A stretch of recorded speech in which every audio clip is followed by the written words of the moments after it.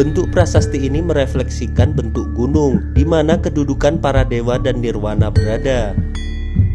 Para raja disejajarkan dengan dewa dan kerap menggunakan simbol-simbol berupa gunung sebagai representasi para dewa. Bahasa Sanskerta dan Jawa kuno merupakan semacam bahasa resmi negara, sehingga tak heran banyak bukti arkeologi terkait menggunakan bahasa Sanskerta dan Jawa kuno. Situs yang berupa batu pipih berukuran cukup besar ini mempunyai kesan mistis.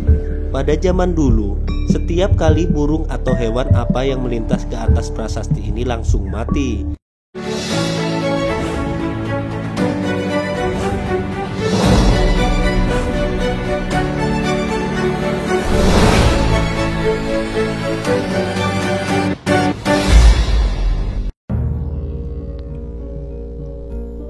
Kawasan utara Berantas Jombang dikenal memiliki banyak peninggalan dari masa pra-Majapahit. Kebanyakan diantaranya dari peninggalan Raja Airlangga dari era Kerajaan Kahuripan, yang juga penerus Kerajaan Medang atau Mataram kuno. Selain beberapa situs penting yang disinyalir merupakan bagian dari Kedaton di masanya, banyak pula peninggalan berupa prasasti batu yang memuat berbagai informasi mengenai kerajaan di masa lalu. Salah satunya yakni Prasasti Gurit yang terdapat di Dusun Sumber Gurit, Desa Katemas, Kecamatan Kudu, Kabupaten Jombang, Jawa Timur. Prasasti Gurit juga kerap disebut Prasasti Sumber Gurit, yang merujuk lokasi dusun di mana batu tertulis ini berada. Nama dusun Sumber Gurit juga berasal dan diinspirasi dari batu gurit. Penduduk lokal memang kerap menyebut batu bertulis dengan sebutan gurit, yang berasal dari kata goret. Gorit merupakan kependekan dari tugu digarit-garit.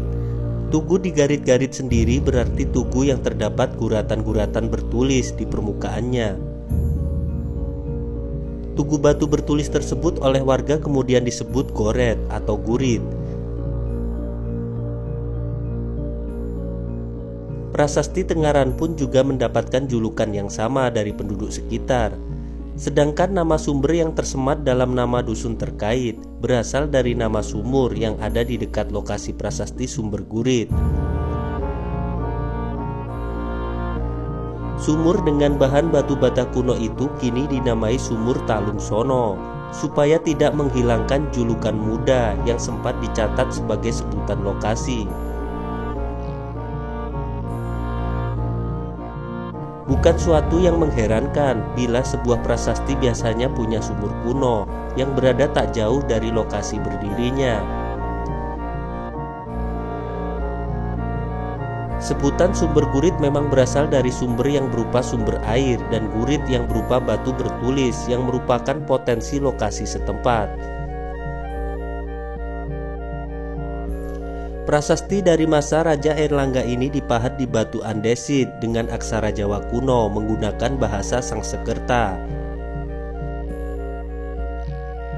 Bahasa Sanskerta dan Jawa kuno merupakan semacam bahasa resmi negara, sehingga tak heran banyak bukti arkeologi terkait menggunakan bahasa Sanskerta dan Jawa kuno.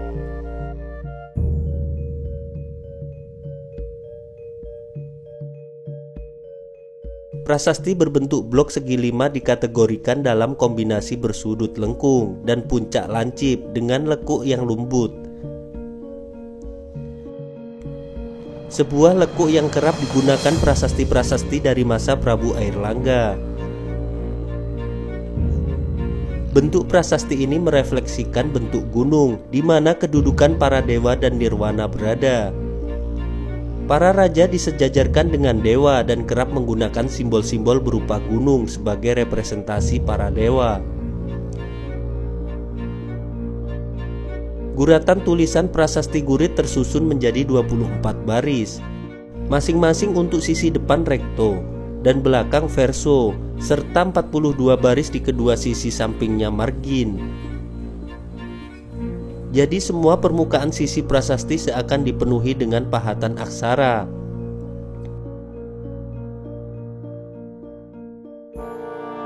Prasasti ini ditetapkan pada tanggal 14 Krisna Paksa, bulan Caitra tahun 944 Saka.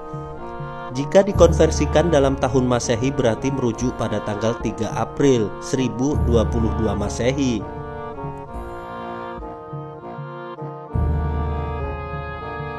Inskripsi penting ini memuat informasi mengenai adanya keraton kerajaan di Wawotan Mas dan penetapan daerah Sima bagi penduduk desa Munggut. Desa Munggut yang dijadikan tanah perdigan ini berada tak jauh dari dusun Sumber Gurit.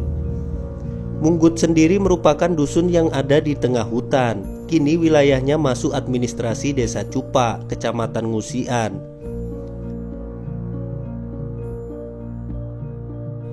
Bisa jadi dulunya kedua dusun masih dalam satu kesatuan. Jadi tak heran bila prasasti Sumber Gurit ini juga disebut dengan Prasasti Munggut, karena berisi tentang berita mengenai desa Munggut. Belum ditemukannya sebab mengapa desa Munggut kala itu ditetapkan sebagai tanah perdigan.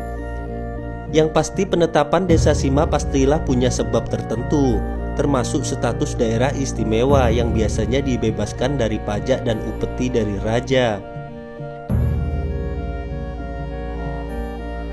Biasanya penetapan ini disebabkan karena penduduk setempat melakukan hal-hal yang berjasa bagi kerajaan atau daerah terkait memiliki potensi wilayah yang tak dimiliki daerah lain. Pahatan tulisan di prasasti ini sebagian masih terlihat, sehingga berita yang dimuat dalam prasasti ini bisa dibaca. Pernah ada penelitian, Parlo Griffith dari Lembaga Ecofriend Kajian Asia atau EVO dari Prancis dan kru Arlo dari staf Laboratorium Museum Nasional Kamboja yang mendatangi langsung prasasti Sumber Gurit untuk melakukan pengamatan.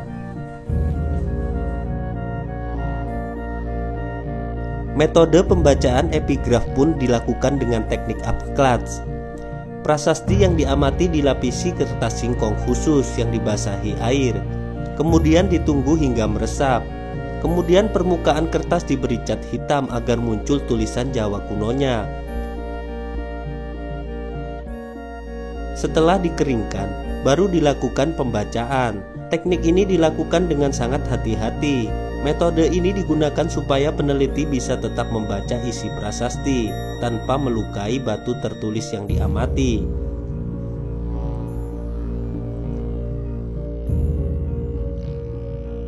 Di empat sisi prasasti juga terdapat semacam umpak dari batu andesit yang mungkin merupakan bagian dari kelengkapan prasasti.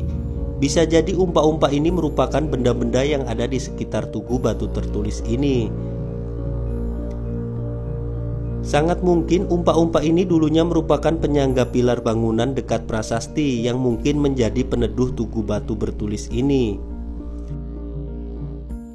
Situs yang berupa batu pipih berukuran cukup besar ini mempunyai kesan mistis. Pada zaman dulu, setiap kali burung atau hewan apa yang melintas ke atas prasasti ini langsung mati. Tak hanya itu, di sekitar lokasi juga terdapat sumur berdiameter kurang lebih 1 meter. Sumur yang terbuat dari bata kuno tersebut juga peninggalan Raja Airlangga.